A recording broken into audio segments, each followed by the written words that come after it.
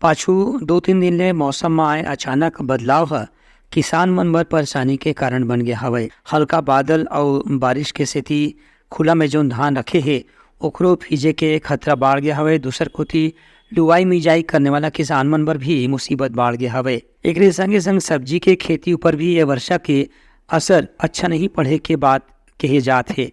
काली ले आज तक के लगातार बादल छाए के सेती फसल में घलो कीड़ा लगे के आशंका जताए जाथे।